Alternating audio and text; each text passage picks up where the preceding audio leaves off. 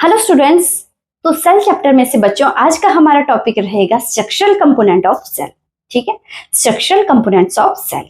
पिछले वीडियो में हमने जो है जाना था सेल होता क्या है, डिस्कवरी ऑफ सेल के बारे में जाना था, सेल थ्योरी के बारे में जाना था बच्चों, और साथ ही हमने क्लासिफिकेशन ऑफ सेल के बारे में जाना था। ठीक है, और आज का हमारा टॉपिक है बच्चों structural components of the cell.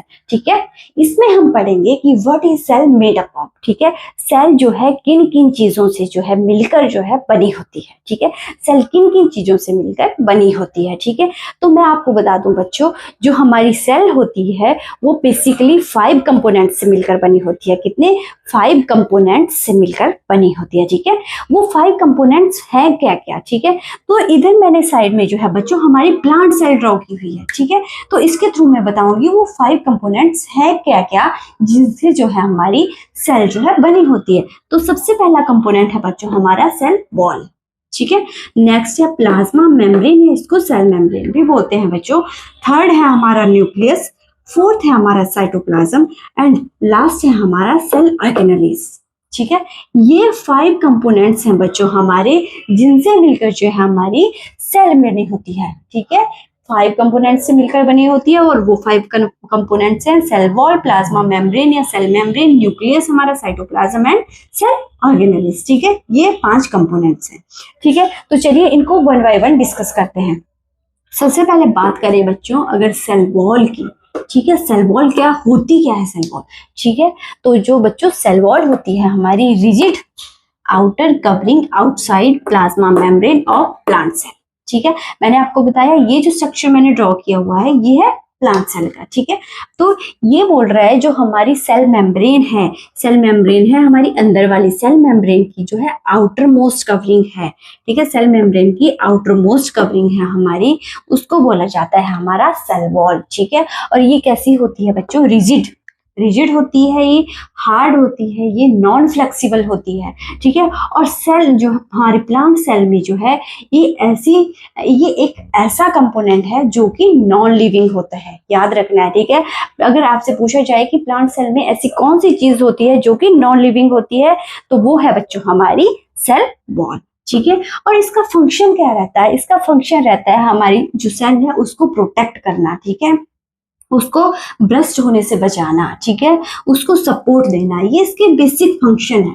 ठीक है, और ये किससे मिलकर बनी होती है बच्चों? तो ये हमारे सेलुलोज से मिलकर बनी होती है। ठीक है, सेलुलोज से बनती है हमारी सेल वॉल। ठीक है, अब नेक्स्ट हम पढ़ेंगे बच्चों प्लाज्मा मेम्ब्रेन या सेल मेम्ब्रेन भी बोला जाता है। ठीक है, ये जो हमारी सेल वॉल के अंदर वाली जो लेयर है बच्चों, इसको बोला जाता है प्लाज्मा मेम्ब्रेन या सेल मेम्ब्रेन। ठीक है, ये क्या है? Outer most covering of the cell. ठीक है, हमारी जो सेल है उसकी जो बाहर वाली कवरिंग है। ठीक है, सेल की जो है बाहर वाली कवरिंग होती है। ठीक है, और मैंने आपको सेल वॉल में एक चीज बतानी थी बच्चों, ये जो सेल वॉल होती है सिर्फ और सिर्फ प्लांट सेल में प्रेजेंट होती है, हमारे एनिमल सेल में जो है ये प्रेजेंट नहीं होती, यानी एब्सेंट होती है। ठीक है, सिर्फ और सिर्फ प्लांट सेल में प्रेजेंट होती है। ठीक है, नेक्स्ट चलो हम बात कर रहे थे सेल मेम्ब्रेन की या प्लाज्मा मेम्ब्रेन की।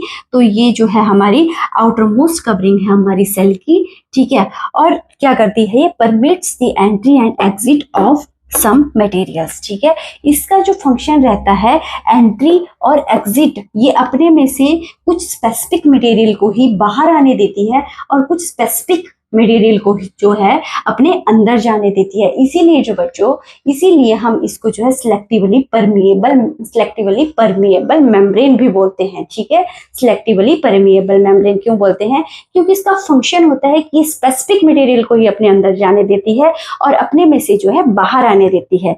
ठीक है, और ये जो है किससे मिलकर बनी होती है हमारी प्लाज्मा मेम्ब्रेन? तो बच्चों ये प्रोटीन और लिपिड से मिलकर बनी होती है, याद रखना है, प्रोटीन और लिपिड से मिलकर जो है हमारी प्लाज्मा मेम्ब्रेन या सेल मेम्ब्रेन बनी होती है। ठीक है, अब नेक्स्ट हम बात करेंगे बच्चों न्यूक्लियस की। ठीक है, न्यूक्लियस कहाँ प्रेजेंट होता है? ये हमारे प्लांट सेल के अंदर प्रेजेंट होता है। ठीक है, कहाँ प्रेजेंट होता है? हमारे प्लांट सेल के अंदर प्रेजेंट होता है। ठीक है, और ये न्यूक्लियस क्या करता है, control centre of the cell, ठीक है, control centre of the cell. ये जो है न्यूक्लियस हमारे सेल को जो है कंट्रोल करता है, सेंटर में प्रेजेंट होता है, कंट्रोल करता है हमारी सेल को, ठीक है।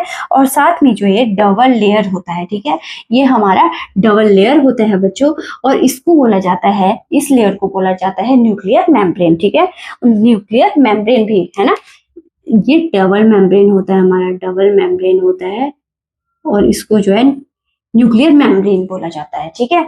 और ये इसका फंक्शन क्या रहता है, ये जो हमारा डीएनए जेनेटिक मटेरियल है उसको स्टोर करता है, ठीक है, और जो हमारे हेरिडिटरी कैरेक्टर होते हैं बच्चों, उनको ट्रांसफर भी हमारा न्यूक्लियस ही करता है, ये इसके फंक्शन रहते हैं, ठीक है।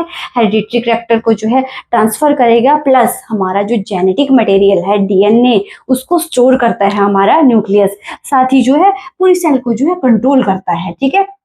अब नेक्स्ट हम बात करेंगे बच्चों साइटोप्लाज्म, ठीक है। साइटोप्लाज्म क्या है, साइटोप्लाज्म जो ये हमारी सेल के अंदर जो भी हमारा फ्लूइड लाइक सब्सटेंस आपको दिख रहा है, जेली लाइक सब्सटेंस दिख रहा है बच्चों, ठीक है, ये हमारा क्या है, ये हमारा साइटोप्लाज्म है। और ये हमारा साइटोप्लाज्म कहाँ प्रेजेंट होता है, हमारी जो प्लाज्मा मेम्ब्रेन या सेल मेम्ब्रेन है बच्चों, उसके अंदर और हमारे न्यूक्लियस के बाहर जो भी जेली लाइक या फ्लूइड लाइक सब्सटेंस प्रेजेंट होगा उसको बोला जाएगा साइटोप्लाज्म, ठीक है। न्यूक्लियस के बाहर हमारी प्लाज्मा मेम्ब्रेन के अंदर जो भी हमारा फ्लूइड लाइक सब्सटेंस प्रेजेंट होता है बच्चों, वो होता है हमारा cytoplasm. Fluid content inside the plasma membrane and outside the nucleus, ठीक है, यही मैंने आपको बोला, न्यूक्लियस के बाहर और हमारी प्लाज्मा मेम्ब्रेन के अंदर जो भी फ्लूइडी या जेली सब्सटेंस प्रेजेंट होता है वो होता है हमारा साइटोप्लाज्म। और इसी के अंदर जो है हमारी सारी सेल ऑर्गेनेलीज होती हैं, सारी सेल ऑर्गेनेलीज जो है हमारे साइटोप्लाज्म में ही प्रेजेंट होती है, ठीक है।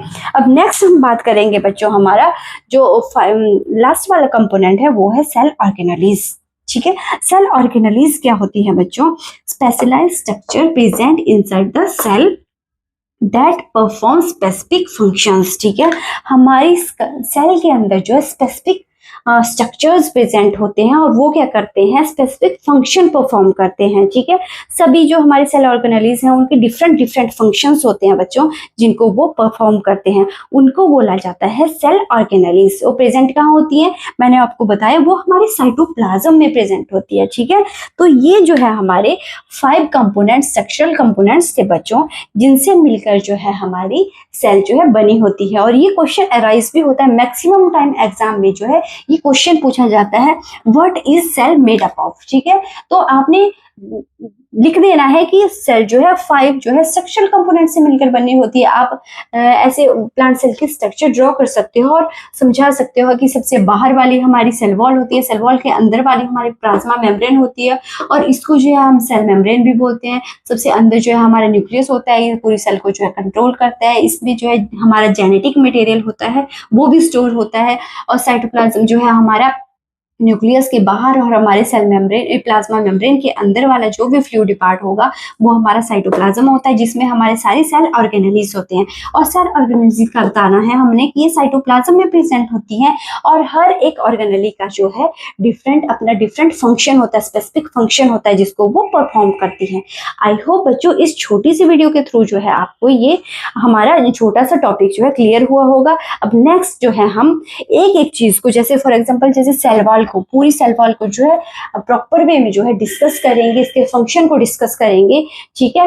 तो आज के लिए बस इतना ही। आई होप आपको ये वीडियो समझ आई होगी, एंड थैंक्स फॉर वॉचिंग।